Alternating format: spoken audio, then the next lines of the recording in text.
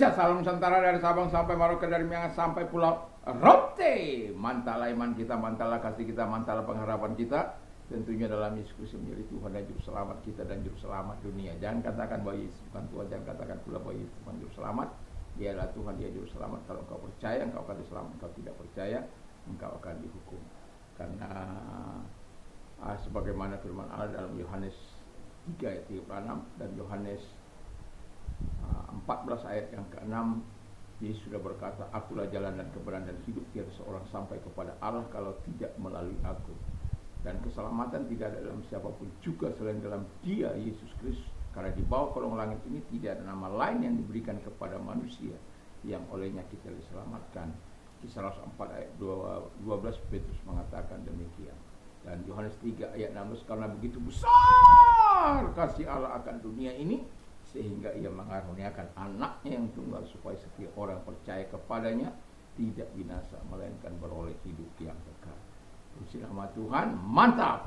Dan juga Paulus mengatakan dalam Roma 10 ayat 9 dan 10, di sana dikatakan, dengan mulut mengaku engkau dibenarkan, dengan hati percaya engkau dibenarkan, dengan mulut mengaku engkau diselamatkan.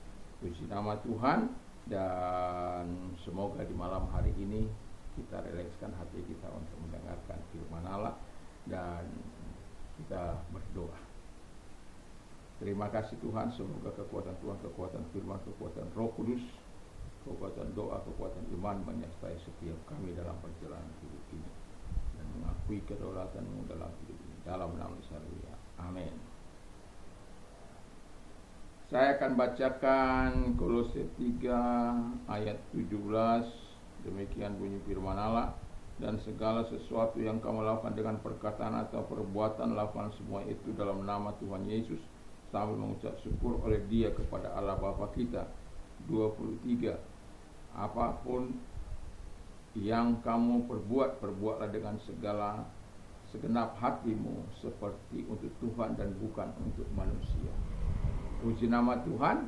Dan tema kita adalah pengakuan akan kedaulatan Allah. Allah yang berdaulat adalah Allah yang berkuasa atas segala sesuatu. Tidak ada suatu kuasa yang sanggup menandinginya. Karena itu pengakuan akan kedaulatan Allah oleh orang percaya sangat penting. Ya, jadi dari pembacaan tadi kita bisa melihat bagaimana Tuhan mau dalam kehidupan kita sebagai orang yang percaya. Kalau kita pertama, umat harus percaya dan mempercayakan diri kepada Allah. Jadi saya mengulang ini, umat harus percaya dan mempercayakan diri sepenuhnya kepada Allah. Tidak ada keraguan, tidak ada kebimbangan. Iman mereka, apapun yang mereka akan kerjakan, itu sesuai dengan kehendak Allah. Mereka, karena apa? Mereka menyadari kedaulatan Allah di dalam kehidupan mereka, kehidupan orang-orang percaya. Sehingga kita semuanya berada dalam koridor yang Tuhan mau. Karena kita memang mengakui kedaulatan Allah dalam hidup kita. Kita tidak dapat berbuat apa yang berkenan di hadapan Allah tanpa Tuhan menolong kita. Kedaulatan Allah itu menjadikan kita memiliki sesuatu yang berbeda dengan orang-orang dunia yang tidak percaya kepada Allah di dalam Yesus Kristus. Dan itu sebabnya kita harus percaya dan mempercayakan diri sepenuhnya kepada Allah. Ketika kita percaya kepada Allah, kita mengambil tindakan iman dan kita mengakui kedaulatan Tuhan dalam hidup kita, dan sekaligus mempercayakan hidup kita ini kepada Dia, bahwa hanya Dialah satu-satunya yang benar-benar dapat menjaga, memelihara, melindungi setiap kehidupan kita sebagai orang-orang yang percaya kepada Dia. Jadi yang mau saya katakan kepada kita adalah bahwa kedaulatan Allah itu bukan kaleng-kaleng, bukan omongan kosong, tapi betul-betul penyerahan diri kita kepada Allah. Yang kedua, umat harus rela menghambakan diri kepada kebenaran. Roma 6 ayat 18. Kalau kita sudah dibebaskan dari budak dosa dan kita hidup dalam kebenaran, karena Yesus adalah kebenaran.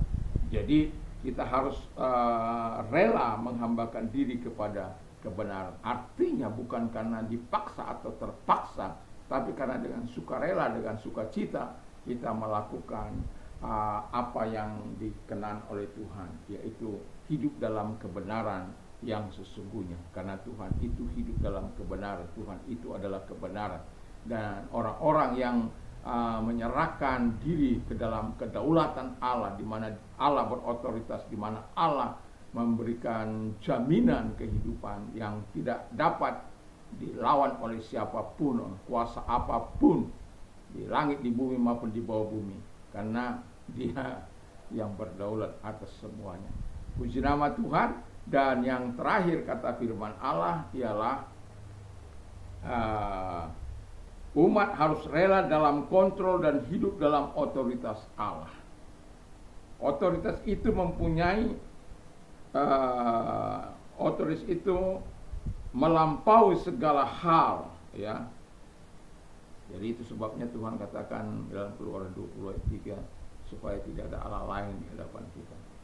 Karena kalau kita tidak mengakui otoritas Allah, berarti kita tidak mengakui kontrol Allah.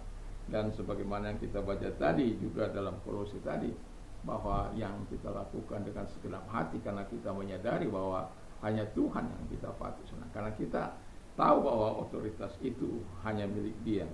Dan otoritas itu juga menjangkau semua bidang kehidupan. Wow. Jadi ketika kita mengadakan pengakuan kedaulatan Allah, biarkan kita tetap dalam kontrol Tuhan, ya. Karena kalau kita mengatakan kedaulatan Allah dalam hidup kita, tapi kita yang mengontrol, kita yang berotoritas atas hidup kita, itu namanya pembohong. Tapi kalau kita menyerahkan kontrol ke dalam tangan Tuhan, artinya Roh Kudus akan memimpin kita.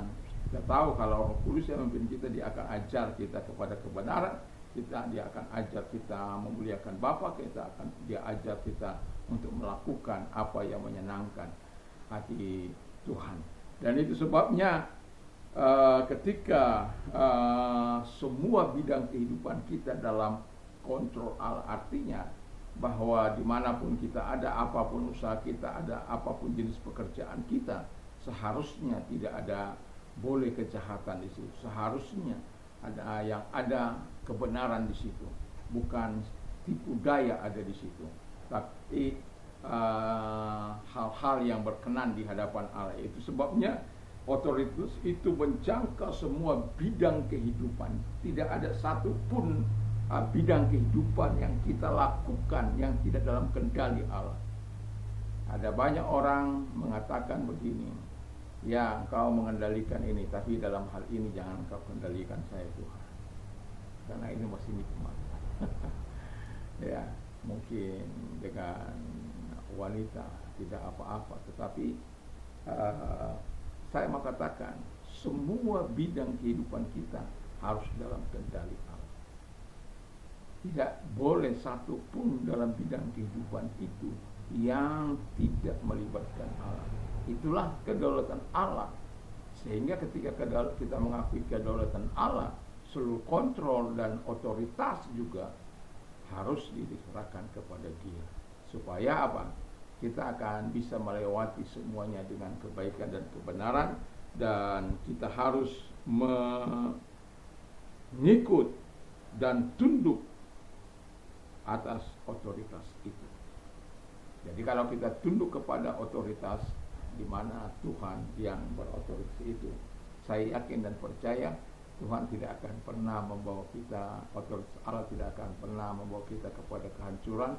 Otoritas Allah, kontrol Allah tidak akan pernah membawa kita kepada kehancuran. Kontrol Allah justru akan membawa kita kepada hidup dalam kebenaran, dan otoritasnya membawa kita kepada kemenangan demi kemenangan untuk dalam semua aspek kehidupan kita. Karena apa? Otoritas itu meliputi semua aspek kehidupan kita, dan kita harus mempersembahkan. Tidak ada bagian-bagian tempat-tempat lain yang bisa tersembunyi dari kedaulatan Allah. Walaupun engkau mengatakan itu bisa kau sembunyikan, tapi tidak di hadapan Allah. Dia Allah yang berdaulat. Dia langit dan bumi dia punya. Jadi kalau tidak ada tempat bagi kita untuk menyembunyikan sesuatu yang berbau dosa di hadapan Dia. Dan saya mau berkata, biarkanlah pengakuan akan kedaulatan Allah akan membawa kita lebih dekat, lebih cinta kepada Allah, lebih akrab dengan Allah di dalam kasih dan kemurahannya. Kiranya Tuhan Yesus menolong kita untuk hidup bersama Dia senantiasa di dalam kedaulatannya, dan biarkan Dia terus akan mengontrol dan berotoritas atas semua bidang kehidupan kita. Tuhan Yesus memberkati, dan mari kita berdoa. Terima kasih Tuhan, Kau Allah yang berdaulat atas hidup kami, dan kami yakini semuanya, dan kedaulatanmu akan membawa kami kepada kebaikan demi kebaikan. Terima kasih Bapa di surga. Dan kami juga berdoa Tuhan Yesus kepada mereka-mereka yang sakit. Kami berdoa, kalau Engkau orang yang sedang sakit membutuhkan uluran tangan Tuhan, mari angkat kedua belah tanganmu, kita berdoa. Tuhan Yesus, lihat tangan-tangan yang diangkat kepadamu, dalam nama Yesus segala sakit penyakit yang mereka derita aku perintah keluar, dan oleh biru-biru daripada Tuhan Yesus mereka sembuh, oleh kuasa-Mu mereka sembuh di dalam nama Tuhan Yesus Kristus. Dan kami juga berdoa kepada mereka-mereka yang sedang memiliki persoalan hidup, dan berdoa kepada mereka, kalau engkau orang yang mau didoakan, angkat apapun persoalanmu, serahkan semua dalam tangan Tuhan. Tuhan yang akan menjawab, Tuhan yang akan memberikan kelegaan.